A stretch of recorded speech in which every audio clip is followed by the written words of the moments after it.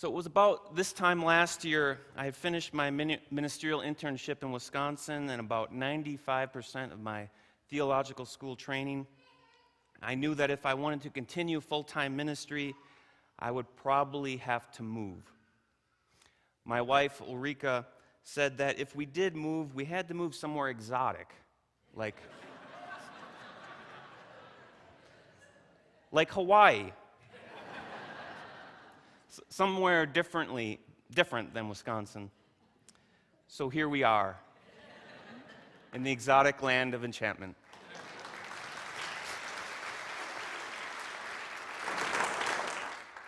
And we knew nothing about New Mexico. To be honest, I could not even spell Albuquerque. I still have trouble with it today. And we didn't know where to live, but I remembered an ex-girlfriend of mine who I had broken up with 15 years ago. We stayed in contact via Facebook, and I asked her where to live in Albuquerque. We wanted to live somewhere walkable, somewhere hip, and she told me about Nob Hill. She started giving me the names of streets that formed a huge perimeter of where to look, and then she rather reluctantly told me, "You know, James, I don't live in Albuquerque anymore. I moved to Los Alamos, but I have this house for rent in Albuquerque." I was pretty excited. "Send me some pictures. How much is rent?" "You don't want to live there," she said. "I don't? Why not?" "Well, it's in a really bad neighborhood. People here call it the war zone. And I grew up in the inner city of Milwaukee, so that didn't scare me." So having never seen it, my wife and I signed the lease, packed up our belongings, and driving down I-40 for the first time, we got off on the Louisiana exit, and I noticed something. It wasn't all that exotic. It looked pretty average and suburban. When we got to the house, exhausted from the drive, I noticed a small sign next to the door, "Mi casa, su casa." The house was spotless and clean, and there were notes all over the house. One gave explicit directions on how to turn on and off the swamp cooler. What the hell was a swamp cooler?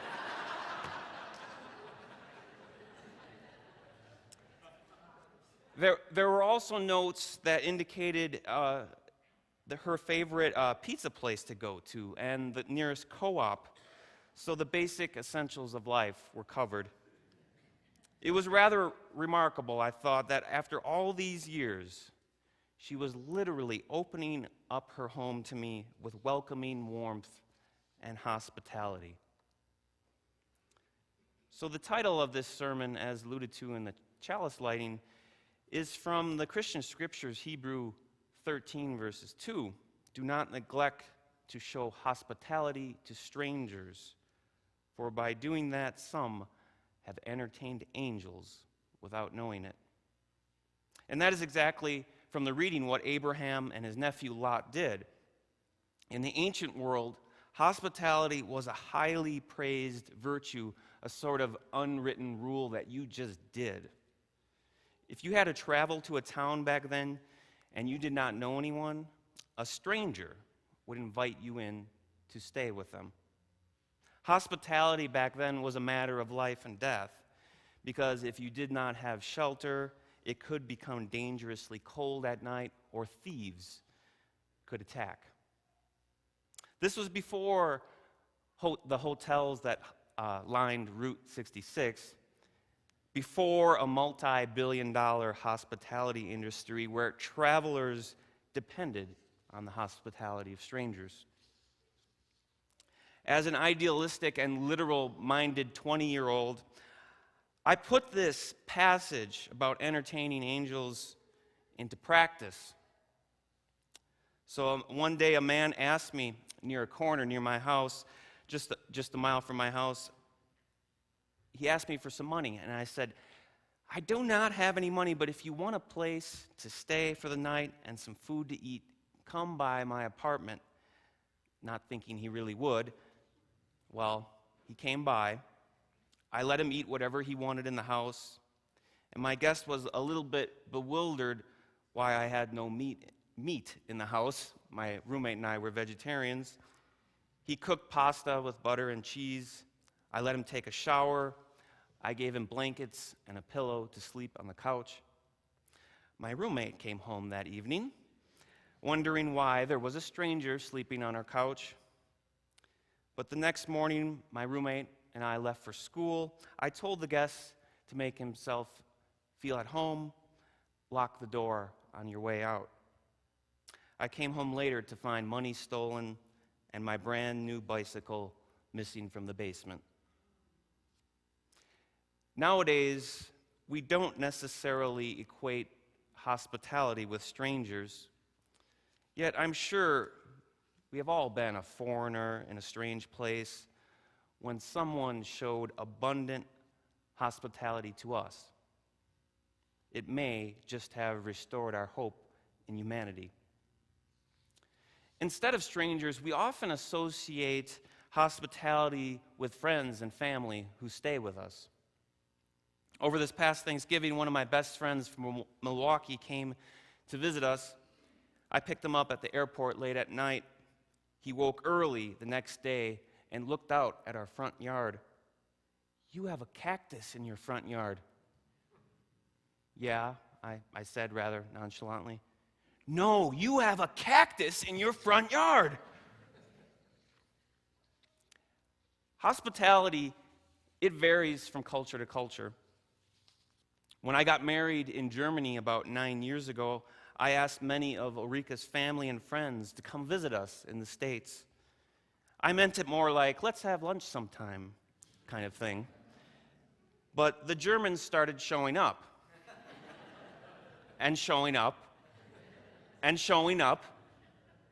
It seemed like every other weekend we had guests. To them, hospitality was a two-way road. Not accepting an invitation is being inhospitable. Another example of how hospitality varies from culture to culture, a friend of mine went to Transylvania on a UU service learning trip, and he stayed with a family there. The family gave them their bedroom to stay in, their most comfortable bed to stay in while they slept in the living room. I thought this was rather beautiful, but my friend told me that she felt uncomfortable and cut short her stay there with the Transylvanians. Hospitality is something we deliberately engage in and sometimes have outcomes beyond our wildest imagination. I met my wife 12 years ago in a community orchestra. We were the only people under 30, and she still talked to me despite my bright yellow Green Bay Packer winter hat. She was here from Germany as part of a young professionals exchange program, and I wanted to show her around. Take her to the orchestra, take her to the opera, to the Riverwalk, to the lakefront, and just make her feel welcome. You never know when you are entertaining angels or your future life partner.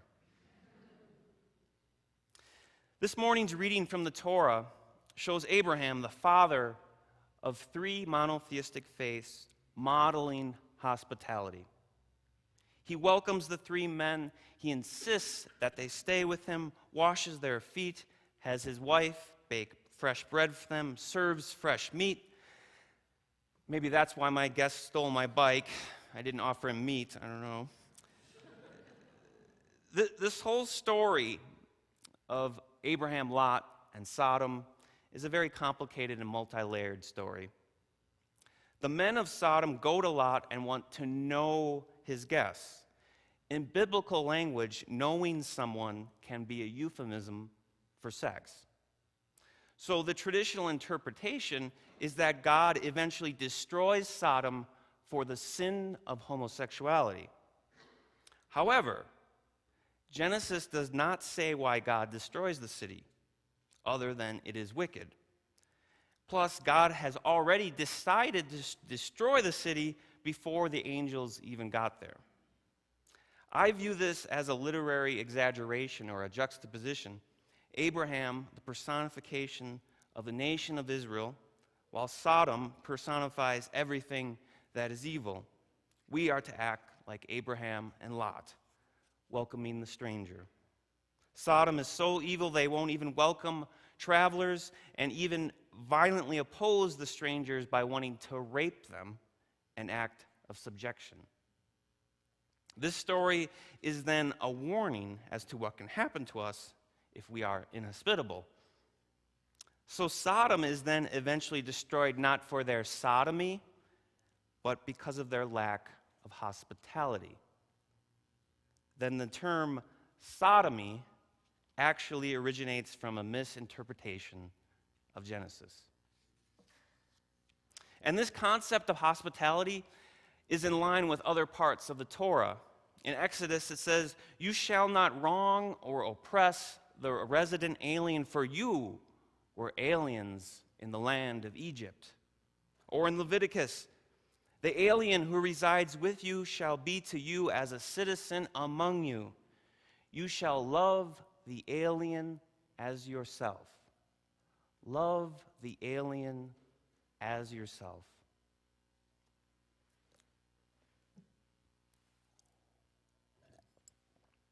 Hospitality is our sacred obligation to welcome the stranger in social groups, in our nation, and within our own souls.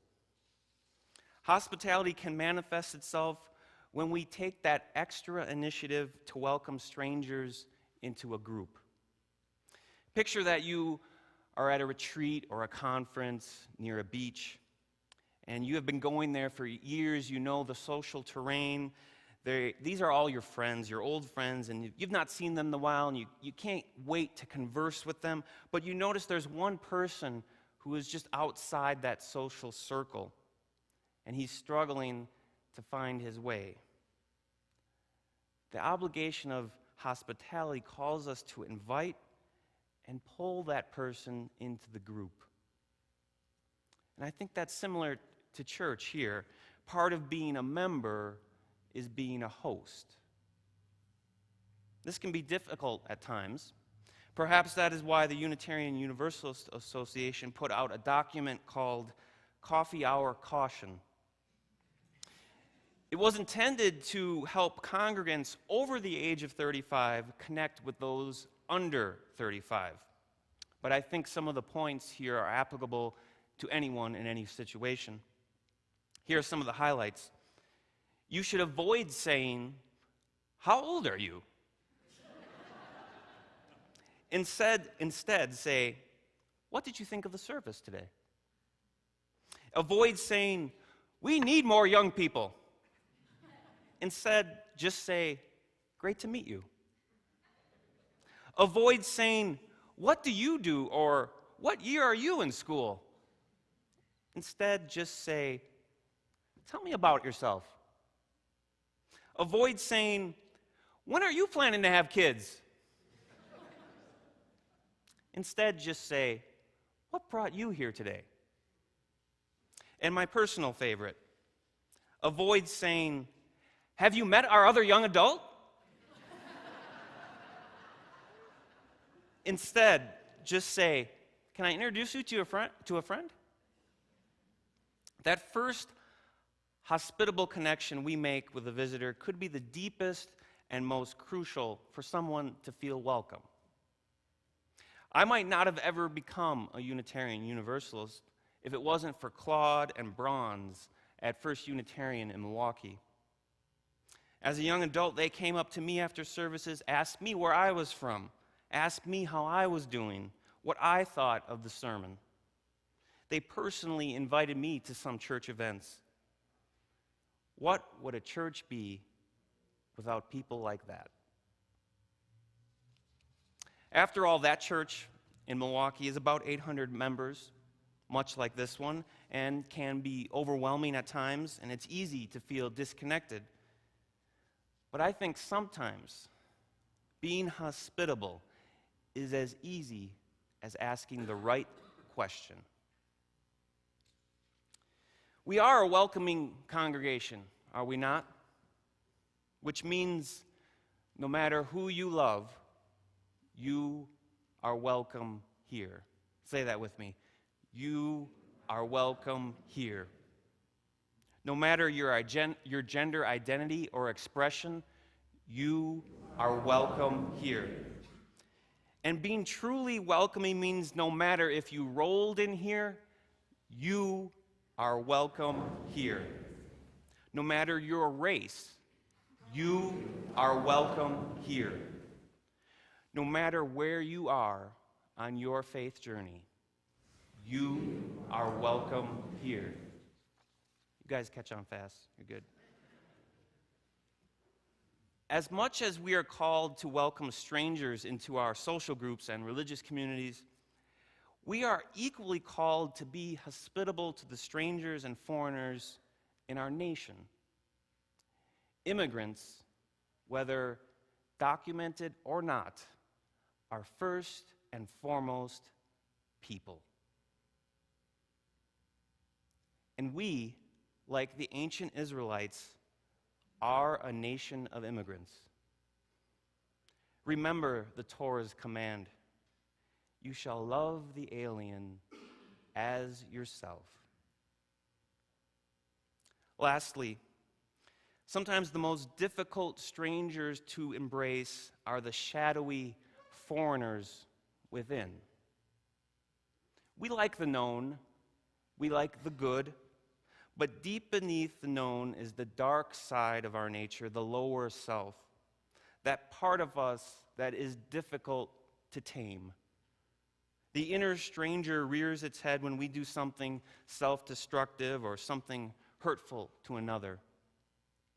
Afterwards, we recognize the stranger because we feel humiliated, ashamed, or guilty. Guide that stranger through the doorway of your abode. Welcome him or her to your table. Try to get to know those despicable, unworthy, and embarrassing sides, the anger, the jealousy, the pride, the selfishness, and all the other impulses which may feel alien to us. Our faith is not all sweetness and goodness. Our faith challenges us to grow. And there in the shadowy stranger within, there is potentiality. There are gifts and talents that lie dormant in the stranger, angels in disguise, if you will. If we entertain this shadowy stranger within, we are preparing a bed of creativity and a meal of wholeness. Think of the image of the open home, the open house that I came to here as a weary traveler. Someone forgave the past and entertained and welcomed me. The open home is a place also within, constantly inviting and getting to know the stranger. Though we may not have the same issues and problems as the ancient Israelites did, like unsafe travel, we can still heed the wisdom of the Hebrew Scriptures to show hospitality to strangers. It is our sacred obligation to entertain those foreigners in our social groups, in our nations, and the ones deep within our very own souls. Anytime we are showing hospitality to a stranger, we could be, like Abraham, entertaining angels. Amen, and blessed be.